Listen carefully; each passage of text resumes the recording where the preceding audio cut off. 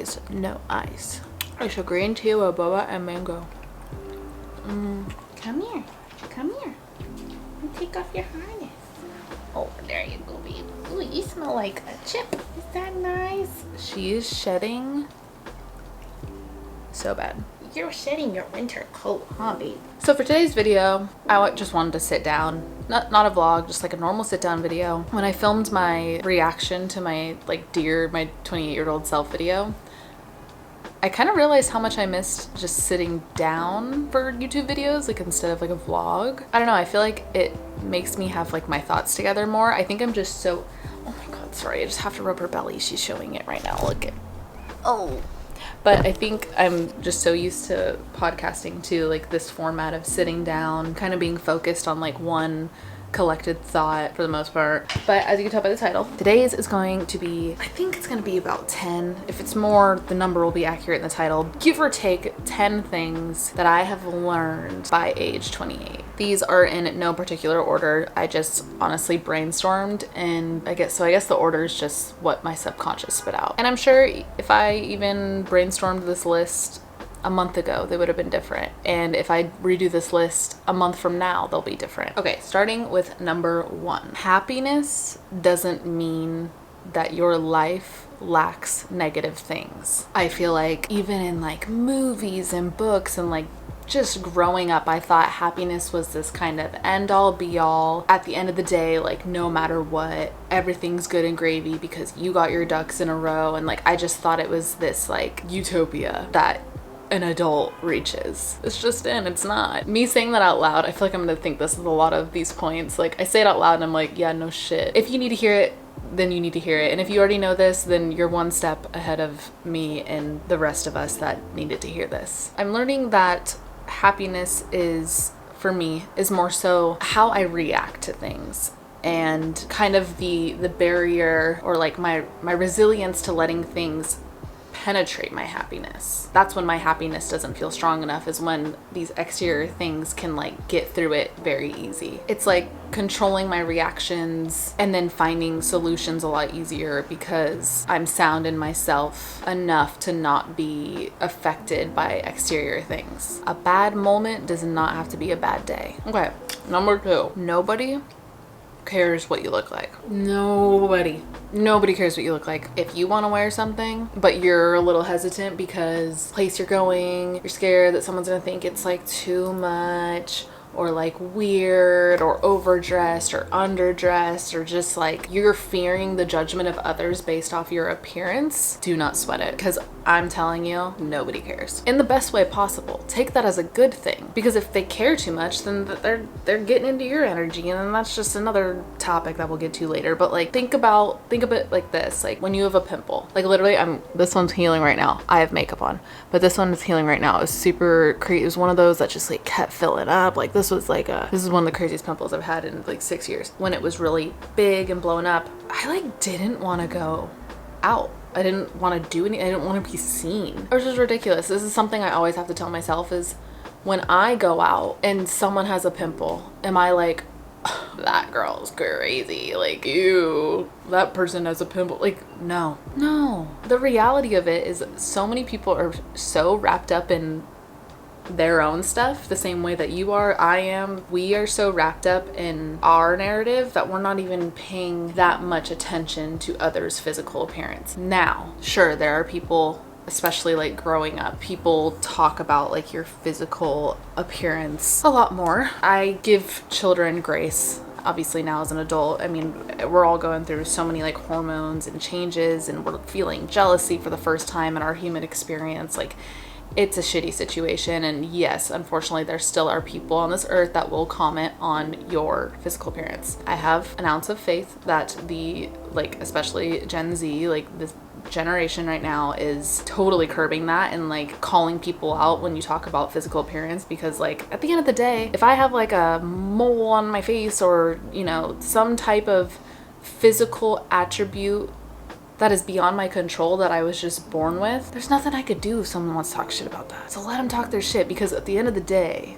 they're projecting. I'm not gonna sit here and be like, if they talk about you, they're just jealous. That's a little too like black and white to me, and that's not always the case. But it is You point out the bad things in people because you see yourself in them. Everyone is just a reflection of each other, depending on what you believe. Number 3. This is like a multi-parter one, but how do I want to headline this? Don't be afraid to ask for help in any situation, but I'll speak on experience here. I feel like a big place in my young adulthood that I've been afraid, honestly, and like had too much pride to ask for help about was financial advice. Finances have always been super hard for me to talk about. When I got into this industry, coming from like a very standard corporate background, like literally learning how different my taxes are, how different my expenses are, like it was super overwhelming in the beginning. And I just internalized it and then got mad at myself for like not understanding it when I had never asked for help from anybody. I've now reached out to several financial advisors, several people with a financial background, several resources that have now, still working on it, but have helped me kind of wrap my head around something that I was so not okay with asking about just a few years ago. But if you're like me and you're like, what, how do I do it? Because we're not taught financial lessons in school, and that kills me. There's so many resources for you. And one that I could truly recommend is Empower. Yes, this video is sponsored by Empower, but please don't click away. I talked about this on Advice with Alex, and this is seriously such an important resource. Empower is an easy to use money management app that can help so many situations across the board. They have a feature called the Empower Cash Advance, and there's no interest, no late fees, no credit checks, nothing. This is seriously just a resource where if shit happens, you need help. And that's what I'm saying, is there's so many resources that can give you this help in times of need. I feel like there's a big stigma around cash advance, at least for me. I feel like I was just so unaware and skeptical about it. When Empower came to me to even ask about working with me on my channel, I hopped on a phone call with them and I was like, can you like actually explain what this is? And there's seriously no catch at all. This is just a resource for those last minute, vet bills, medical bills, any last minute bill that pops up that you didn't have financially planned. This cash advance is a resource. They also have a feature called autosave. This is incredible and something that I wish I had when I was younger. It's a great way to kind of pay yourself. You can set a savings goal that you'd like to reach each week, and Empower will actually evaluate your balance of your checking account and pull out strategic amounts to get you to that savings goal that you set. If you end up spending a little bit more that week for whatever reason, it's like the first of the month, like rent just hit, whatever, Empower's actually smart enough to know I'm not going to take out that same amount because this account seems to be spending a little bit more this week. I just think it's an incredible resource to help you through those moments where paychecks are tight or anything comes up, but it's also a resource to help you get to a point where you don't even need that feature anymore. So if you guys want to check them out, download Empower today. Stop stressing about money, start living. You can go to this link right here. I'll also link it down below. Number 4, this is a big one. Don't compare your timeline to anybody else. This is super big in my life right now, and anybody around my age, you're probably experiencing this too. All my friends are having children. All my friends are having kids, and hello, my friends are getting like engaged and like all this, and I'm over here like drinking boba, sitting on my floor filming a YouTube video. Like, don't get me wrong, I love my life. Very grateful for my life, very grateful for this job. But when I zoom out and I'm like, I really thought I'd be like married with kids by now, but now that we're here, whoa. I just read the word here when I said that. I like forgot I had this tattoo. I actually don't even want kids, but I never thought I would feel this way. And that just goes to show like timelines are different. I'm not any more or less of a human than my homies having babies right now. We just have different paths. I feel like this, with several other problems that adults come by, this is very much something that starts from a young age. I feel like on a societal level, we're growing up, we're all in the same school. Think about your class that you've been with since like elementary school, and then you go into middle school and you go into high school. Those developmental years are very structured, to say the least, but you kind like, relatively speaking, you and everybody around you are going through the same thing. You're all learning Algebra 1 around the same time, because literal curriculum standards, you know what I mean? You're all hitting puberty around the same time. You're all experiencing prom at the same time. Like, I know these are really, really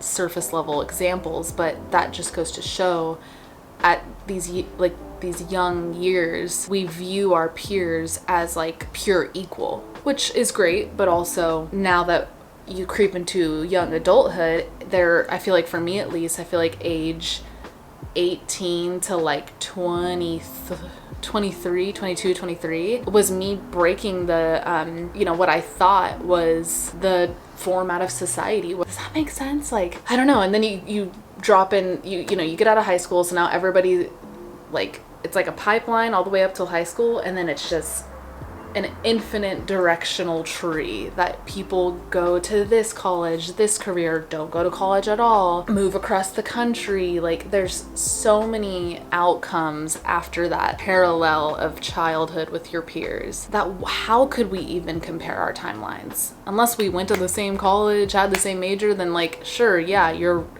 similar to that person, but even then you're your own, because your blueprint, your childhood, your morals you were taught, the morals you've like developed yourself, like those are so personal to you. And with that, I feel like, if you master, I hate to use the word master because that puts a lot of pressure, but if you adopt this mindset of not comparing yourself to others' timelines, I think it really induces mindfulness, because now you're not worried about these other things. You're like, this is my timeline right now, and you're able to kind of put that energy back in yourself, because the grass is always greener. Like, you look at someone, you're like, oh my god, like, he might even be looking at me right now. Like, I see comments about all the time, like, living vicariously through you in New York, and like, I appreciate those comments, don't get me wrong, and I'm glad that I could be an outlet for you in a city like this, but like, you're also really fucking dope.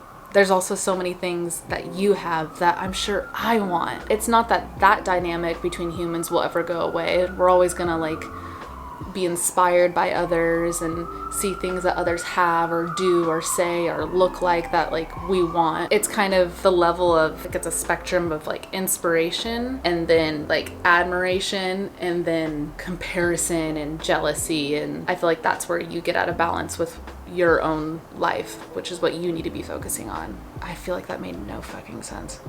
But don't let that inspiration turn into jealousy and put down your own timeline. Your timeline is different than everybody else's. This is like a lukewarm now. We're done with this. Number 5, don't be afraid of credit cards. Depending on, like, no matter what type of credit card you get that's like tailored to your financial needs and whatnot, the way to build credit is to use that credit card like it's your debit card. It is a little bit of like a mental switch you have to have, because I feel like some of the stigma around credit cards is like spending money that you don't have, but that's kind of the mental switch that I'm getting to here.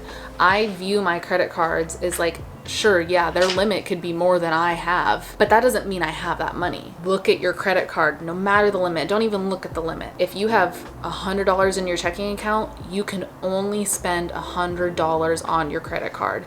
Don't swipe your credit card unless you know you can pay for it in cash right then, and just pay it off at the end of the month. I'm telling you, your credit will start going up. Sure, there's a plethora of other things and opinions of what builds credit, and those are all accurate in their own way, but I'm just telling you this is what has worked for me. And if that feels a little too intimidating, I totally get that. Maybe just start with, okay, I'm gonna put gas and groceries. You will see a difference, I promise. Okay, back to the emotional stuff. Number 6, you probably won't ever get an apology from a lot of people that should apologize to you. Let me close my window. New York City is loud. If that person just flat out doesn't feel sorry, you don't want an ingenuine apology, right? That would feel like backhanded. If that person doesn't have the capacity to even see what they've done wrong, which is very common, that's something you have to think about. If that person, knock on wood, God forbid something happens to that person in the next 2 seconds and they verbally can't ever apologize, you have to be able to still move forward. You can't let your healing be determined by the apology you get or don't get. With that, I mean, forgiveness is definitely a big thing I feel like I'll be working on forever in my life, but that's a whole other topic in itself. But just not relying on other people's solutions to be your solution. Not relying on other people's reactions, their words, anything. Just saying. Okay, number 7. Lucky number 7. People understand you, love you, see you to the level in which they understand, love, and see themselves. I'm gonna put it into an analogy that I actually shared with somebody the other day and it clicked. So I'm gonna see if this works. I'm a big analogy person. This, like, every therapy session, I'm like, I have a face of confusion, and then she puts it in an analogy. I'm like, got it. If your cup is 8 ounces, that's a cup, an 8-ounce cup, and you're talking to somebody who has a 2-ounce cup, doesn't make you more of a person. Like, don't bring ego into this. It doesn't mean like you're better or have more quality. Like, no, this is just an analogy. You have an 8-ounce cup, they have a 2-ounce cup. They, they're telling you like, I love you with all of me, I love you with all my heart. But you're sitting over here like, okay, but I don't feel that. That's because to them, they do love you with all their heart, all of their 2-ounce heart. But when you pour 2 ounces into an 8-ounce cup, that's only a fourth. So your 8-ounce cup, you're like, that's all, like, you love me with that much, like, that's it. And it makes you start thinking like, God, am I not lovable? Like, why am I not being filled with love? Like, how do I, that person only has 2 ounces to give. And that doesn't mean you can't fill up the remainder of the 6. You can fill up the whole 8 by yourself. That's a whole other topic. But a big thing for me is always wanting to feel understood. That's something that has been important to me since I can remember. And when I'm not understood, I get really frustrated. I kind of start second guessing myself. Like, am I not being understood because I just don't make sense? Because my ideas aren't valid? And I start kind of like, second guessing myself. Nobody's in the wrong here. Nobody's a monster here. It's just, you have to think about when you're wanting these like certain validations or conversations with people, both on a love level, friend level, coworker level, like, they can only give you the amount that they have themselves. That one makes a lot more sense in my head, and this is clearly my insecurity of always, wanting to be understood. But even in this like full video right now, I'm sitting here like, do I just trash this video? I feel like I'm not making sense to anybody because I get so stuck on like wanting to make sense to people. It like kills me. But I have to tell myself, like, if you're watching this and you clicked on this, there's a reason. And if you're still watching this X amount of minutes into the video, you clearly are understanding me, or you're getting what you need to get out of this video. And like, even if you just walk away understanding one point, like, that's enough. And that, I don't know, I just have to like tell myself that when I'm talking to people, like, they're only gonna understand what they can understand, and I cannot control the level in which somebody understands me. That has nothing to do with me. Okay, number 8. Ooh, this is a big one. Your parents, those things, they are just like you, just a little bit older, and they're still trying to figure it out too. This is kind of a weird one to wrap my head around, and I'm sure maybe some of you are making the same face, but hear me out. This does not validate any abuse you may have gone through. This doesn't eliminate any of that. That is also valid. You are so valid to have the feelings you have towards the situation with your parents. Like, that's your timeline, that's you. Something I've kind of been working on is like, understanding and having compassion that my mom is just 28 years older than me, 20 something years older than me, still trying to figure out her own things. And that doesn't take away the certain traumas I've been through, but it does kind of create a boundary in which I try and understand her. This might only speak to those of you who have codependent issues like I have. From day one, anybody around me, I very, very much try to understand, probably because I want to be understood so bad. But I do whatever it takes in my power to understand every human around me, even if I met them 10 minutes ago. And I love that about me, and that's not necessarily something I want to throw away. And if you're like that too, like, there's nothing wrong with that. But I use the word compassion because compassion is now a boundary that I need to lay for myself. Like, I have compassion towards my mom, but that doesn't mean I need to fix her problems. I'm shutting down. I feel like this isn't making any sense. Maybe I should change the headline of this point. It's just like having compassion for people. And don't feel like you have to fix all the problems around you.